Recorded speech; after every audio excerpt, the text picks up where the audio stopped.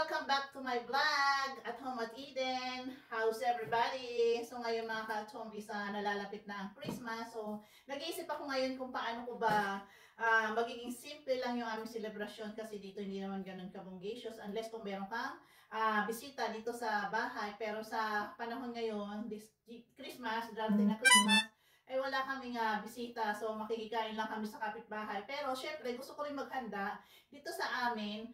Desperas ng Pasko, and then pagdating kami dito ng gabi ng Christmas, meron kami kakainin. So, yun nga mga ka-home, naisip ko, ngayon maaga pa, isa 21 ng December. So, maghahanda na ako, parang nag-advance na ako ng pag-isip kung anong ihanda ko, nag-notes ako, kung ano bang mga menu ang dapat kong ihanda, which is dalawa lang kami. Pero okay lang yun, take note nyo yung mga kailangan nyo, yung mga kailangan yung ihanda at gusto nyo bang pagkain. So, ang isa sa mga naisip ko mga ka-home, ham. Since hindi kami masyado sa karne. So, last year, bumili ko ng ham na ganyan lang kaliit pero ang tagal namin bago naubos. So, ngayon, may naisip ako na yung madali lang maubos at madali lang namin kainin. At syempre, yung gusto kong kainin, is ang chicken. So ngayon, ay gagawa tayo ng chicken ham. Kaya samahan niyo ako mga ka-home sa akin and tapusin niyo itong video na to. See ya!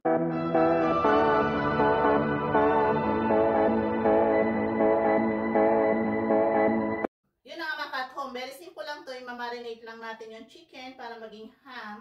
Para mas masarap, so 3 days, 4 days mo siyang i-marinate, lalong masarap. It's yummy, yummy. Samahan niyo ako mga ka-home. Meron ako itong isang buong chicken. Bumili ko ng isang buong chicken. And then, ang ating gagawin lang mga ka-home is, so of course, sinugasan ko to at nilinisan.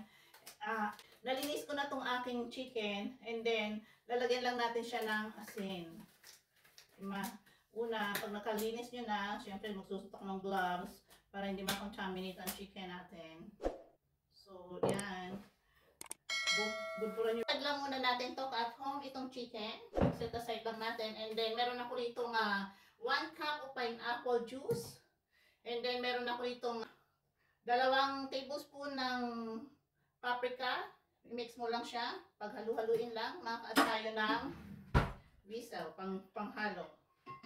And then, meron ako ditong toyo na 2 cups. So, i-mix-mix lang. Very simple lang to at home.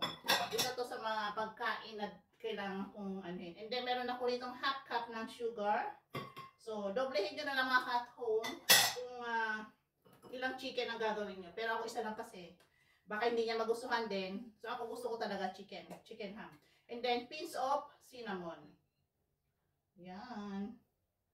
And then, mix-mix lang, mga ka-home. Lang natin ka-home. Yan. Very simple menu.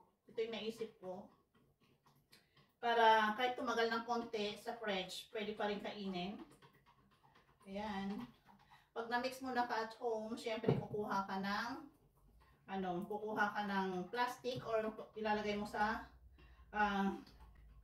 yung may plastic seal, plastic, anong tawag doon?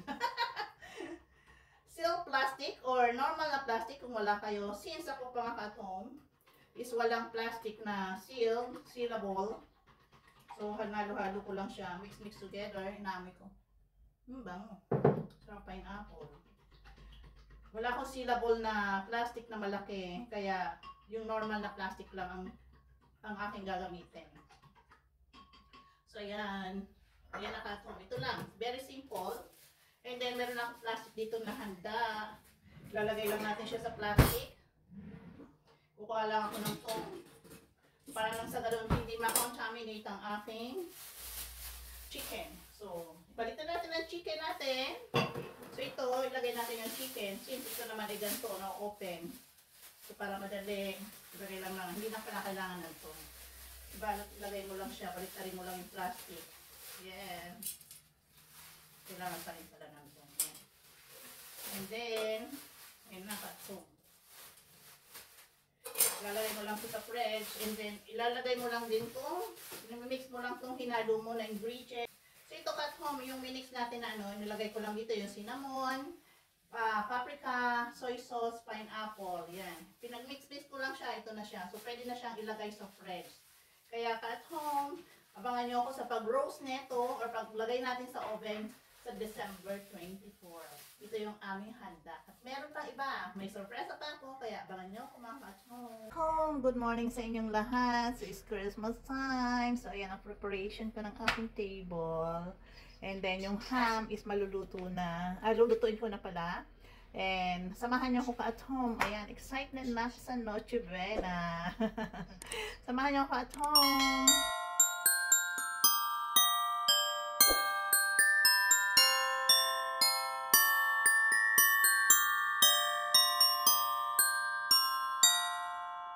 At home, so ito na yung aking chicken ham na minarinate and then ready na in oven.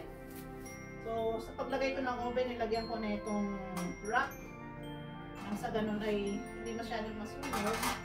And then ito ang ating chicken na minarinate ko. So kailangan ay bigaan mo siya at home.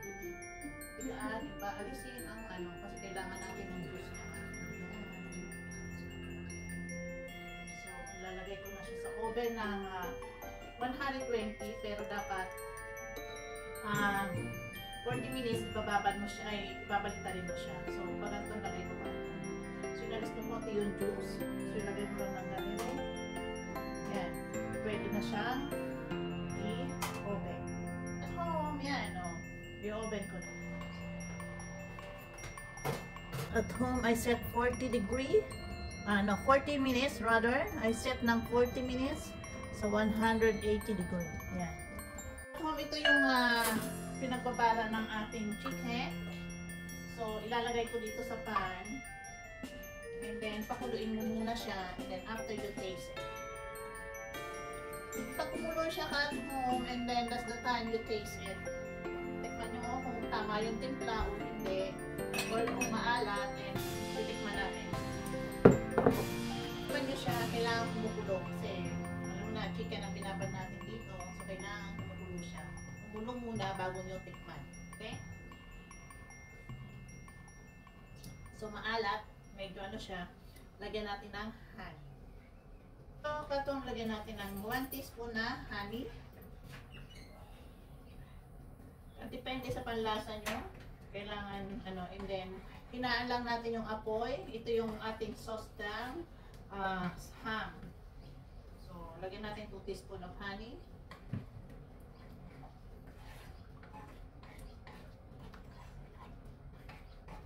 And then, tikman natin. Lasang ham na. Nice. Really. Hinaan mo lang yung apoy at home. Kaya mo lang siya kulo. Hanggang sa lumako. Ito na mga kat mo, baliktarin natin, and then, ayan, 40 minutes na siya, and ito na po siya, baliktad. Medyo nasunog siya, pero normal lang yun, dahil mayroong sugar. Ito natin ito. Yan, so hindi nasunog yung ilalim kasi meron tayong grill. So, another 40 minutes, dito sa ibabaw. At home. Dito sa ibabaw, medyo nag-brown ng konti, pero that's okay. Ngayon, ito na siya. Ito at home. So, hindi masyadong luto pa yung ilalim. So, kaya binaliktad natin. Another 40 minutes at home. So, ito yung sauce niya kanina at home na natin. So, yan lang natin lumapot. So, ito is 40 minutes na rin. Siguro, maybe until maging malapot siya. Another 15 minutes more. Yan. Ayan na ka at home. Ito na yung ating chicken ham. And then, ilalagay ko na sa plate. And ayusin natin na maging maganda ang ating festive chicken ham. Yan. Ayusin natin. Wow, ang ganda ng pagkaluto. Yan. So, ayan at home. Linisin ko lang to. So, ito na ka at home, and then lagyan natin siya ng magandang arrangement para Christmas na Christmas ang dating. So, meron ako ditong strawberry, meron akong kiwi, and then meron akong what's this? Orange, and meron din akong green na parsley. Tapos, meron din akong konting cranberry para nang sa ganun ay maging okay at maging festival ang ating lang natin ng konti, ka at home. Since wala akong lemon, so I make myself na maging maganda ang ating best arrangement. So, ayan. And then, lagyan natin dito konti. Yes. So, yan ang ating chicken ham at home. And then, kailangan may red din.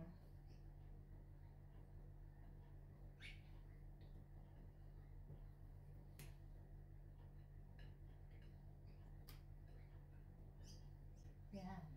Depende sa inyo mga ka-at-home. Paano nyo pasasarapin at presentation ng inyong ham. So, yan. May I present like this. Yan. Para masarap. At maganang tingnan. So, yan.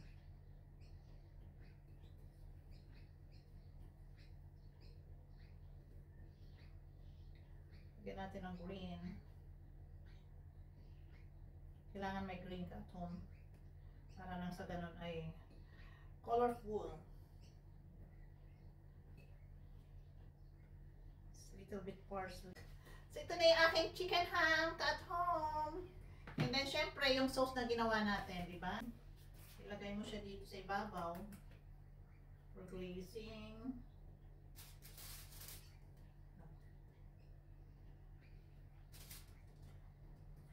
Yan, maging malapot na talaga siya at home. Yan. So malapot na. Ito na ang ating chicken ham.